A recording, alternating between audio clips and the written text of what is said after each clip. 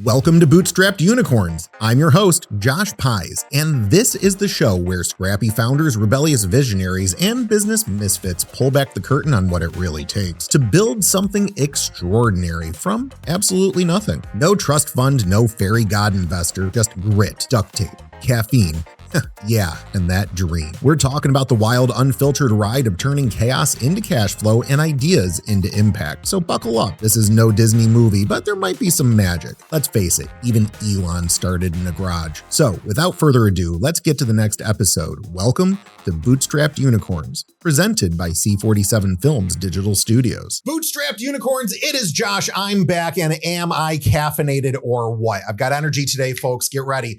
So do you remember when you were a little kid and you would run around in a diaper in your house, and then you'd get a little bit bigger and then you'd have less room to run around? I actually remember in my home, there was a loop. You could actually, this is for my kids, not for me. There was a loop where you could go from the kitchen to the dining room to the family room to the hallway to the kitchen to the dining room to the family room to the hallway, and you could loop and you could wear them out. It was a good classic design. I love that. Who designed that? Who designed your home? Have you ever built a home and chosen to design it? Who took care of that and who did it right? God, I hope they did it right. That's an expensive investment. I found somebody who not only does it right, but does it hyper intentional and makes it the home you want to be in. And that's Smith Interior Design. Okay, so Tera Smith's here with me today, and she's going to tell us a little bit about what she does and how she makes sure your home is actually a home. But before we get to that, I want to tell you that we are always a sponsored show, right? Other than the fact that, yes, we're here in my own studio, C47 Films. This is our home. And yes, you can do a podcast too. But also, we are proud to start working now with Orlandopreneur. So, hey, Rupert and the entire team over at Orlandopreneur, we are excited about you guys and looking forward to doing so much more. There's a little bit of a tease, everybody. Get ready because stuff's coming. Okay. Without further ado, Tera, I'm so glad you're on the show. Welcome. Thank you so much for having me. I appreciate it. All right. And is the over-caffeination scaring you a little bit? I hope not. All right. No, so I can turn it up. You can. I think Excellent. I've also had a few. Perfect. All right. And I love in our culture that having a few is caffeine and not always drinks. Like absolutely. Yeah. Excellent. All right. So you, first of all, before we get to deep information about your industry and your beliefs and a big hot take, I found out something really important about you and your family. You guys are Florida unicorns. We are Florida unicorns. Really? So how deep, how many generations back are you guys actually Floridians? Oh, that's a fantastic question. I believe that we are 2 deep. Really? So me, my mother, and actually our grandparents. So 3 deep. 3 deep? Yeah, they're from Ocala, Florida. Really? Yeah. Okay. So going back to grandparent generation, when do you think they were born? What era would that have been? I think that would be 20s or 30s? 20s. Yeah. Wow. That's like super pre-Disney. Like super pre-Disney. Yeah. Wow. Do you ever get to hear stories about what Florida, especially Central Florida, was like before the hype of the entertainment district became a thing? So actually, we live out in Claremont right now, and there is still a tower out in Claremont that you can go up and see all the orange groves. And they have pictures of what it used to look like when they built that back in the early 1900s. And it was incredible. You could see all the hills, all the orange groves. It was stunning. And then you can look out now and see what it is. And you can see Disney. I can see the eyesore on I-4. You can actually see that out in Claremont. That tower? From that tower. And this is not Bach Tower, right? No. Okay, because I've been to that tower, which you can see orange groves. You can. But okay, I didn't know about Claremont Tower. What's it actually called? I believe it's the Citrus Tower out in Claremont. And it's the biggest one that you can see. You can see everything, like I-4. Then you can see downtown Orlando. Then you can actually see I-Drive. I can see the eye with all the lights on it, which is pretty cool. And then I can also see Disney.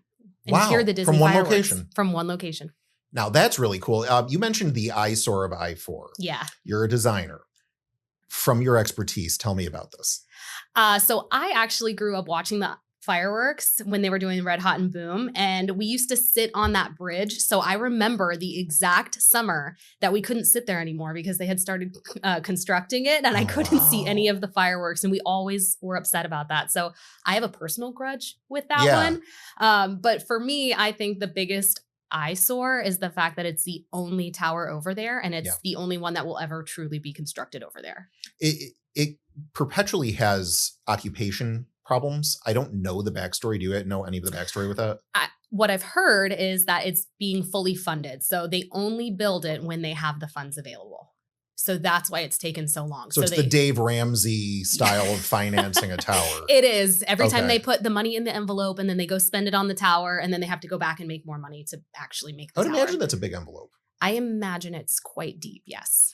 All right, so let's continue right in with design because we're on a design topic with a tower. You're not designing towers. No, only residences. Okay, single family residences. Yes. Got it. And your background, actually, you've got all of the professional background to be the architect doing the full design. But as I understand it, that's not quite the makeup of what you're actually doing. Can you kind of reorient me on that? Yeah, absolutely. So I like to start with the architect. So we do hand in hand with the architect so that I make sure that the flow of the house is exactly how you would want it to be. Mm-hmm. We think through things as much as like window placements and making sure that I can fit the bed into a room and it doesn't actually go in front of the windows because it's kind of a little bit of a no-no in our industry. We also make sure that hallways are an intentional placement and that you have enough closet space, linen space. If you're not going to use specific areas, I think it's a waste to add that. Costs a lot of money too. So, sure. Well, what area would somebody put in and then not use? A lot of people use like a formal dining room and they don't use formal dining rooms except for Christmas and Thanksgiving. And then for the rest of the time, there's no need for it. So we've invented everyday dining so that it's still beautiful, but it's right next to the kitchen. So the kids can still eat there, do their homework there. And then you use it every day and it can expand for Christmas and Thanksgiving, but you don't necessarily need an entire 200 square feet space dedicated for 2 days out of the year. You can use those spaces for game rooms or kids' play areas or even like a gentleman's lounge if you wanted to. Okay. Now you're talking my language. I like All right. that one. Yeah. If you can just put some kind of a cigar air sucking technology in mine, that would be really good. A humidor. I could do that for you. That's a thing. All right. Yeah. Very cool. So, we had discussed off camera that you've got a little bit of a contrarian take, a hot take on your industry. And I want to dig into that because it sounds like you're trying. Do people think you guys are thieves? I think that most people do think that if they hire an interior designer and they give us a budget, that we will just blow that budget out of the water. And that's not our goal. That was never our goal. Okay. Well, how do you think people arrived at this assumption that you've got the hand all the way to the bottom of the cookie jar? I think it's because we can pick very pretty things and pretty things tend to cost more money. And I think that that's very much where everybody gets that from. Okay. Out of curiosity. So, I mean, of course you want to pick pretty things. You want to pick the things that would make the space the vision matches the client. I get that.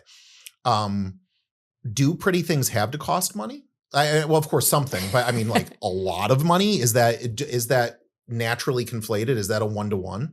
Not necessarily. No. Okay. I think that you could pick things that are beautiful, but if they are not handcrafted, then they are less expensive. But if handcrafting is important to you, and that's something that you want in your house to be different and textural and to say this is, green certified, for example, this was made without any chemical ingredients.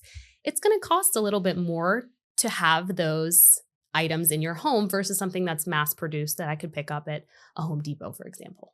Those are going to be cheaper. All right. I'll ask things that are going to get me in trouble here. Like the green certified and handmade. Is that ego? So you can story tell and brag when somebody comes in going, oh, that's clean, it's green, or is this a conscience thing? Like I want to live in a space that makes me feel like I was ethical, or is it a fear of exposure to chemicals for your kids? I mean, where does that type of thinking come from? Because I could go to Hobby Lobby and Home Depot and a handful of different places that have window treatments and things and probably get some nice stuff. And if you got an aesthetic eye, you could probably put them together well, but I'm pretty sure they're not rocking the green thing. So I could probably get similar effects with the right professional expertise like the people from Smith, but I don't have the brag point. So that's what I went to immediately was, okay, you think a lot of yourself. Is that where it's coming from, or how is that manifesting? So not necessarily. For the green things, for example, most of our clients that do have a preference towards no chemicals and they're green have allergies to them. And a lot of them, God bless them. That makes sense. a lot of them will tell us that like we're very resistant to mold. We need to make sure that these are made without specific chemical ingredients. A lot of people don't think about mattresses as well. And mattresses is something that's really big. You spend, what would you say, half or a third of your life on your mattress. And if it's off gassing chemicals, it is it's very scary to some people. Got and it. some people So they're are chemosensitive reacted to that. Yes. And a lot of people are. For custom things, it could be either way, to be honest. It could be either way. Yeah. I think custom window treatments are very important. So the stuff that you can get off of the rack are going to be specific heights. They're like 7, 8, 9, 10 feet. They're usually numbers, but your ceiling heights are like 9'4". So what are you going to get, an 8-foot curtain? Then then you have so much gap between the top of your wall and the window that you just get really big dogs and train them to sleep there, so you can block the gap. Yeah, that makes way more sense. Yeah. I'm a problem solver by nature. I know, you're hired. Thank you. Cheers to that, everybody. All right. So you mentioned that beds between windows, like a bed in front of a window, is a no-no. Yes. I guess I'm feeling that. I wouldn't want to roll out of the bed and into a window.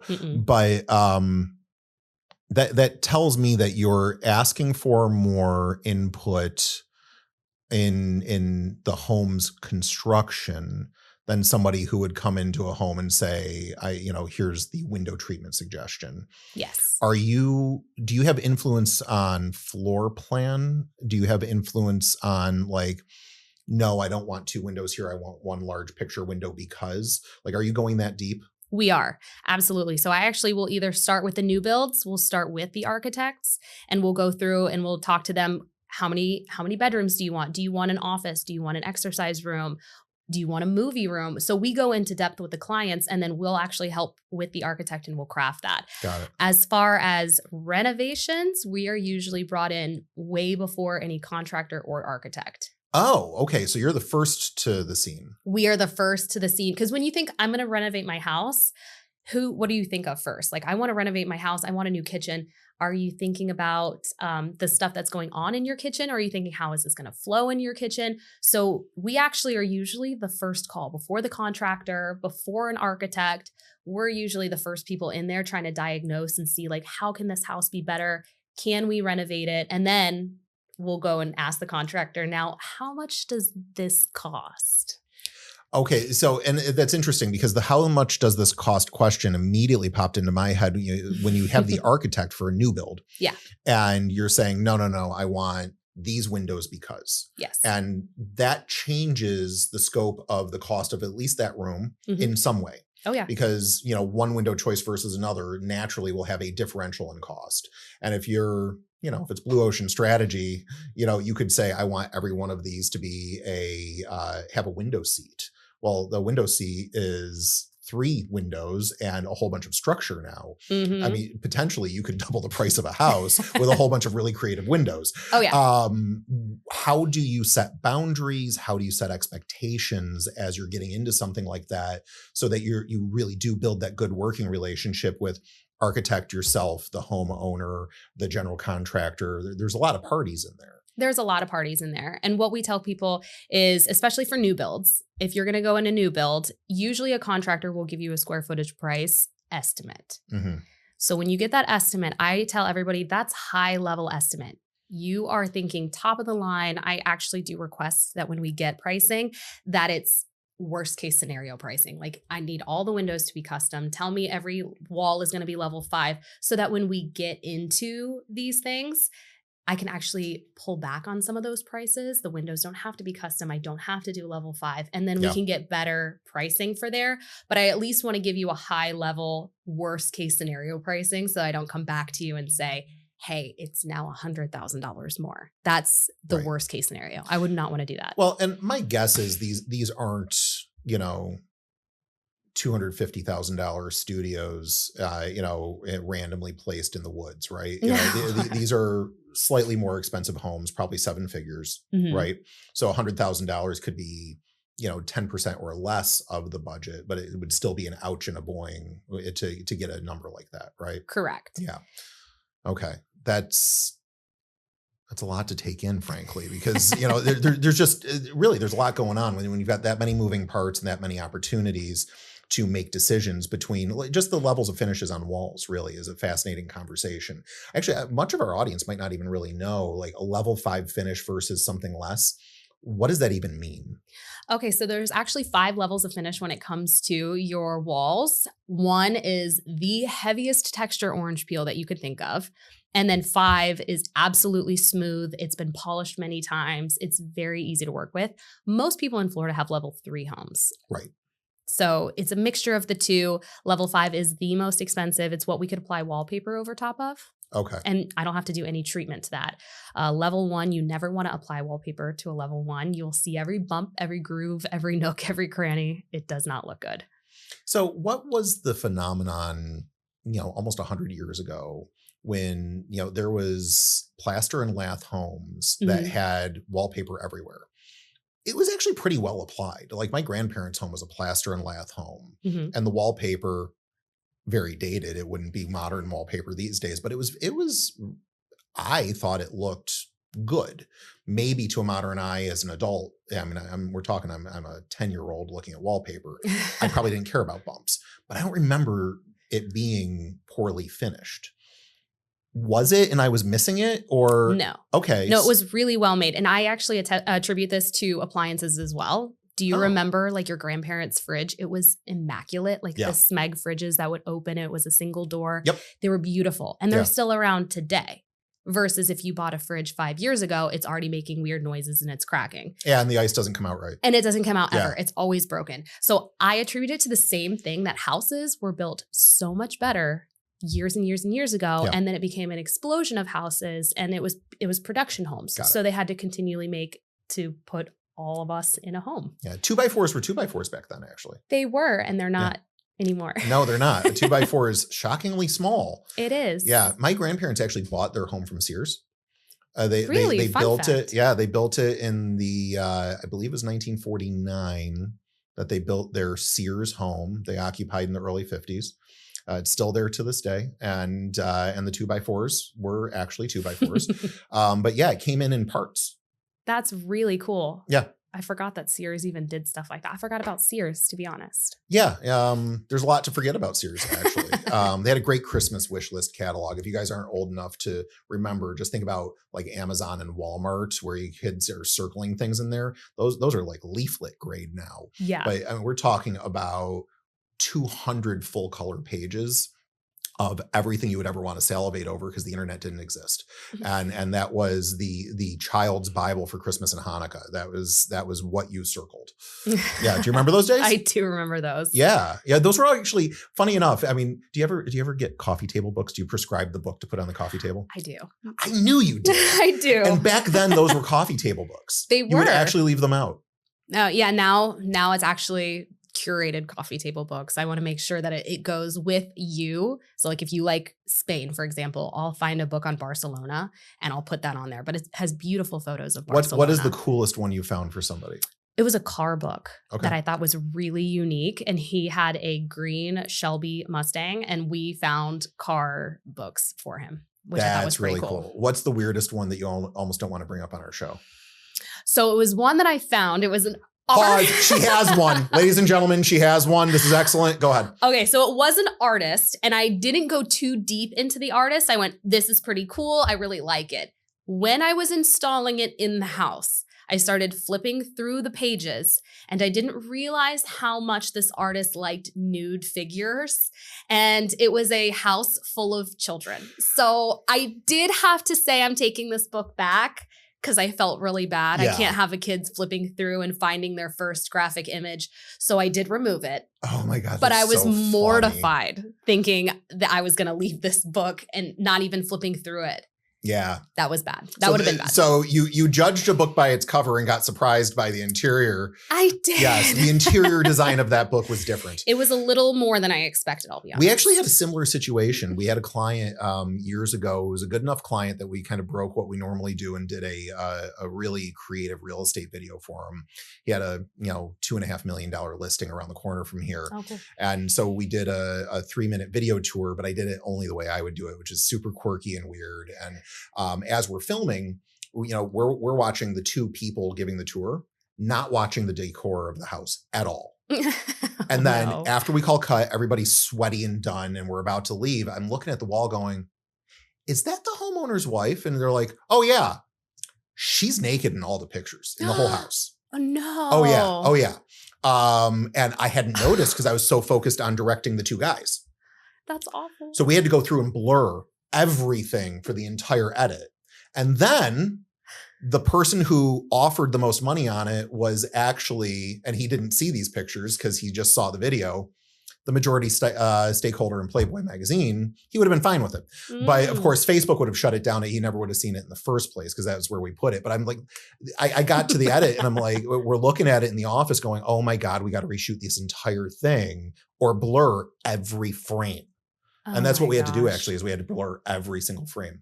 So you know what, you're not alone and you got to protect people, right? And you can't have kids seeing stuff. No, the poor innocent children. I was making sure that I protected them, and I just was interested in the book, and I don't know why I picked it up, but I started flipping through and I was well, you know what, serendipitous moments, right? Was. You know, God whispers in your ear and goes, read the book. Yeah. Saving your career one whisper at a time. Yes, thankfully. Yeah. All right. So tell me about the thing that you're most excited about right now. I know there's the real estate market's shifting around a little bit, but it seems like the custom build market, there's still an appetite.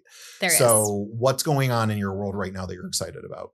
So my favorite thing, I love new builds because you have a lot of creativity and flexibility because you're starting from scratch. There's nothing, but I do enjoy a good remodel. Okay. You got one going on? I do. I have many going on actually. Okay. What's many in your world? Many would be 7 or 8.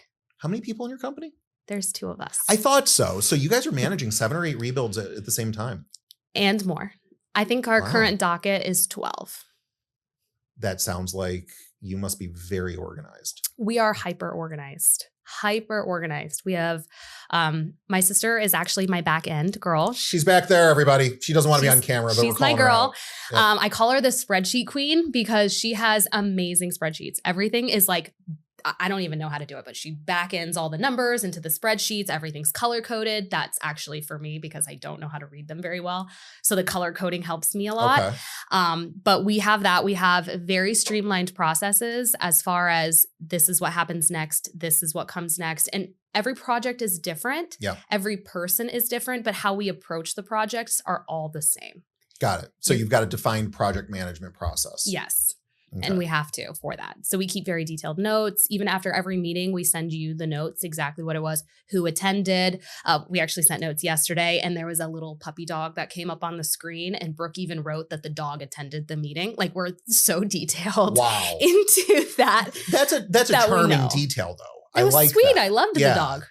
It made its way in there, said hi to us all, and then jumped back down, and it made it into our notes. So that type of detail goes a long way. Because somebody's going to remember that you did that. They're going to tell that story that the dog made it into the notes. That really, kudos to you, spreadsheet queen, for doing something. I'm going to ask her a question. Google or Excel for spreadsheets? Google Docs. Cheers to you. Yeah, so much easier to share with people. Yep, I am with you on that. All right, so we've got color-coded, hyper organized spreadsheets that help you manage that much, which makes a hell of a lot of sense. So quick math, you've got 5 new builds and you've got 7 remodels then. Yes. Wow. That is a lot. And what's it, if I called you today and said, we're going to do something with my house, remodel, if we signed a deal today, when would my remodel be done? And I realize you cannot answer that in good faith, but you could give me some random. So what's a good guess, a time frame on a project like that? So let's say your remodel is 2,000 square feet. We'll just use that as an easy number. So I know that our conceptual design phase takes between 6 to 8 weeks to complete. The conceptual design phase is where I take all of your inspirations, your ideas, your questionnaires that you'll fill out with us. We craft that into what we think the vision of your home should be. And it's laid out room by room. So it'll go foyer, great room, kitchen, all of the rooms so that you can see how it flows on our presentation. Once you give us the go ahead, yep, that's exactly what I was thinking. This is kind of the mood boards. I do some elevations so that you can see kind of what your kitchen would look like.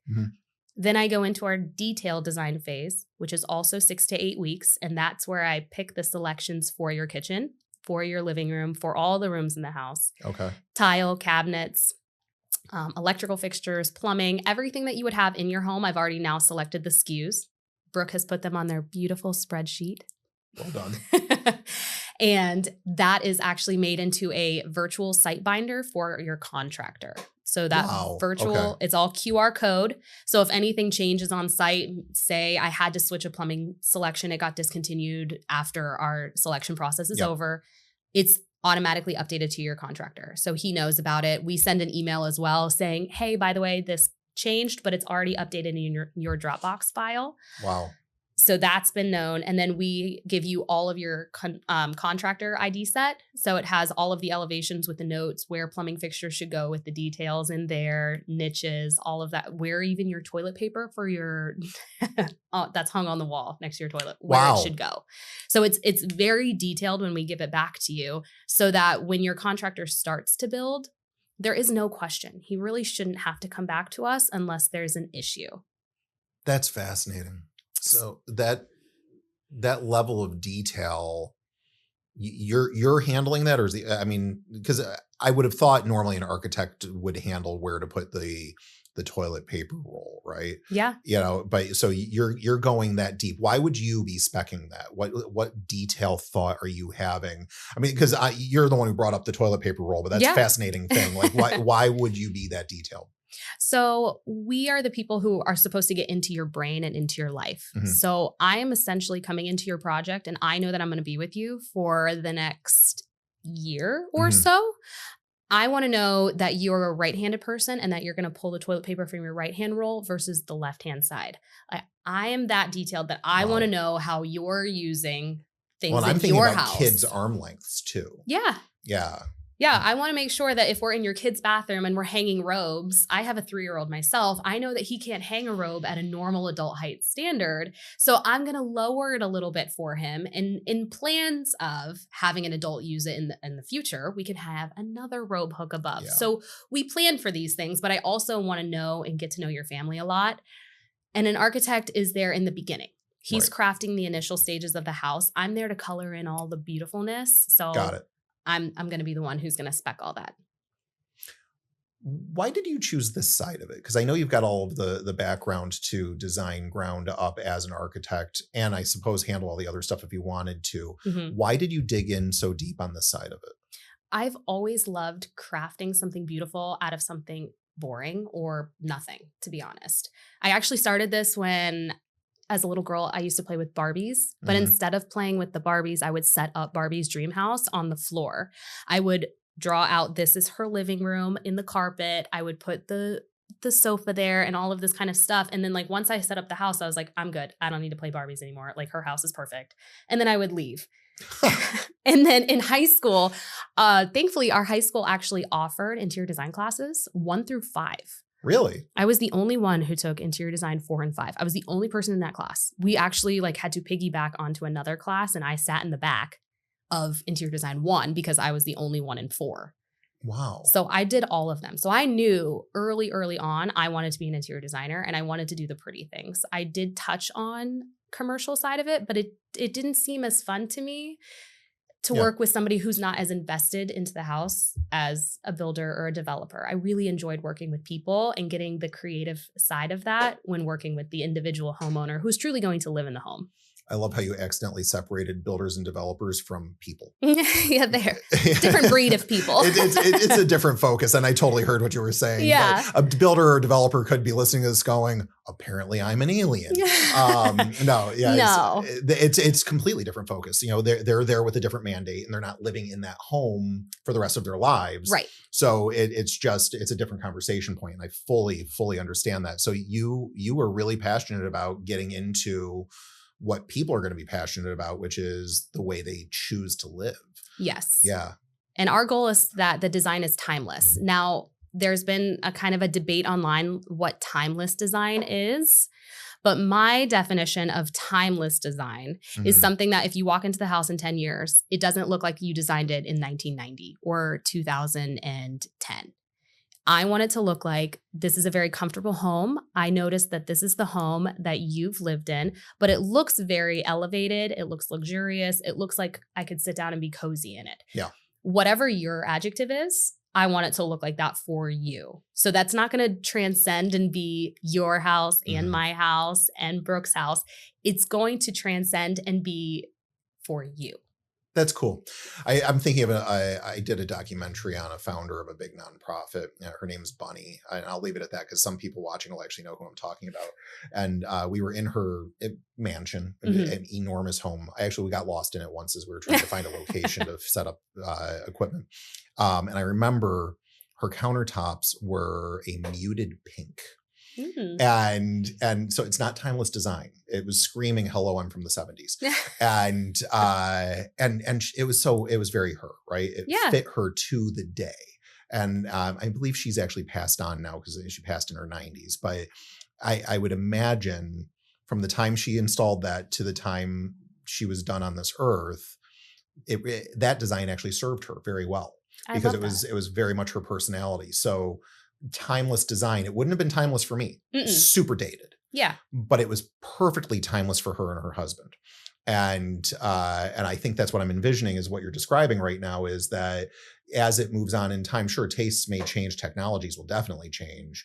But if it stands the test of time for most people as best it can, but it completely serves the occupant long term, there's a beauty in that. Absolutely. And that's what I find. I don't want it to be perfect for me. I want it to be perfect for you because eventually you're going to be the person living in it, right? Right. I'm not living in it. I'm just maybe there for 1 or 2 Christmases while we're renovating or fully building your home.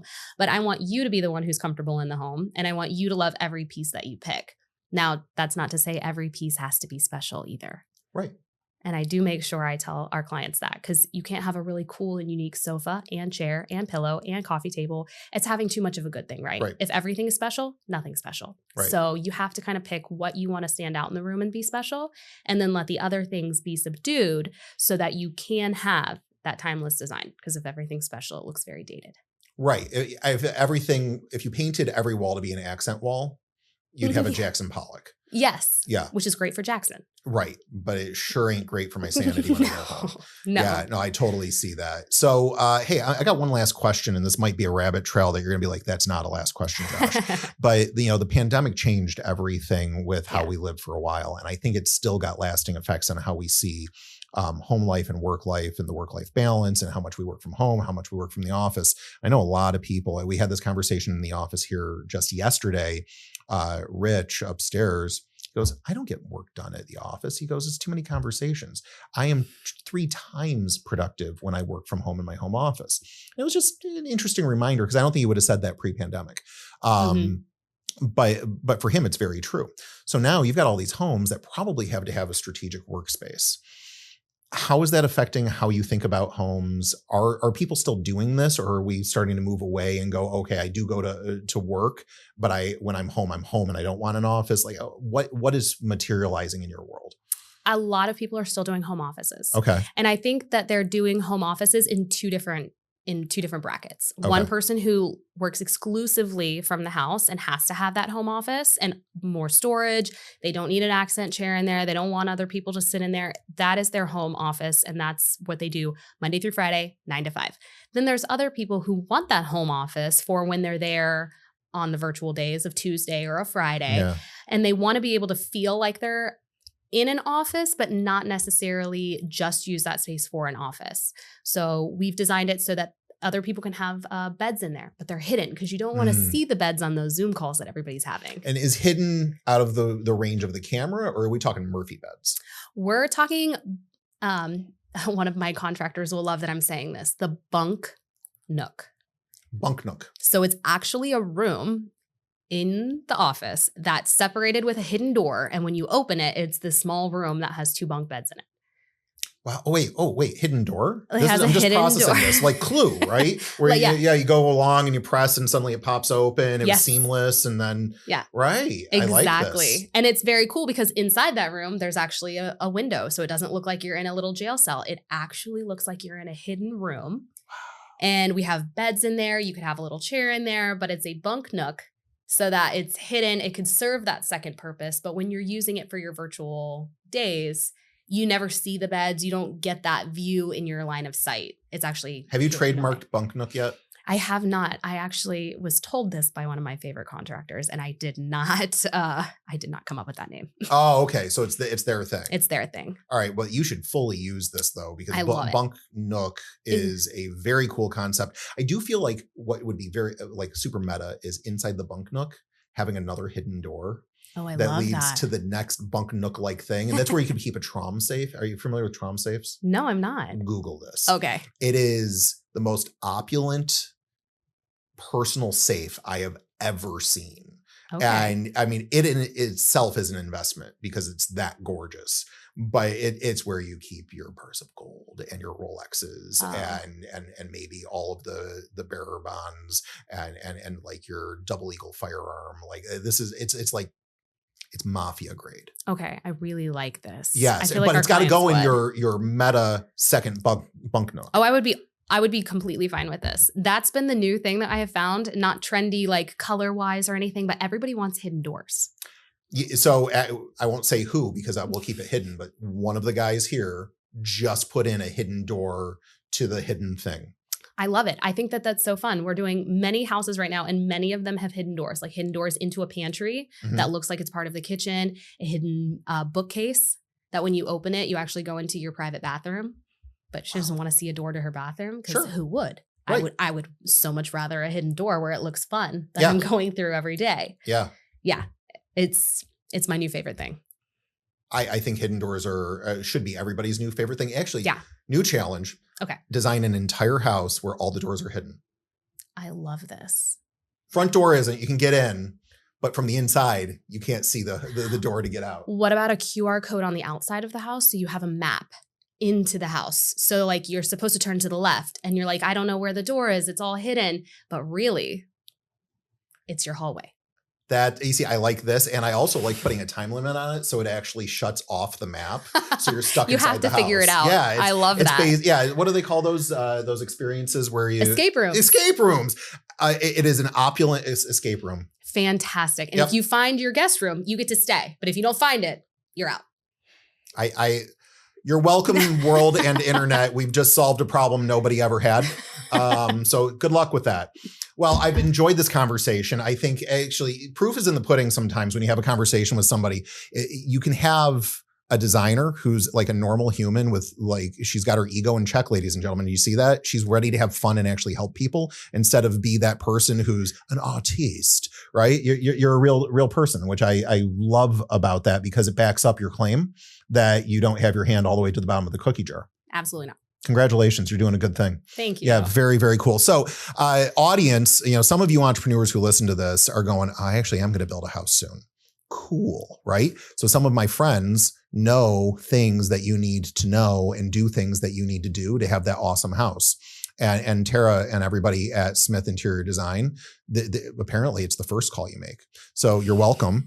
So what's your URL? How do I find you? You can find us at Smith Interior Design FL, like Florida.com. All right, Smith Interior Design FL.com. That's where you go so you can do this for yourself. Until next time, Bootstrapped Unicorns, I always remind you got to get back to work, but I'm going to give you self-permission, 90 seconds. Dream about that future home and all of the hidden doors that you could put in there. And then go to her website and send her a message and then get back to work.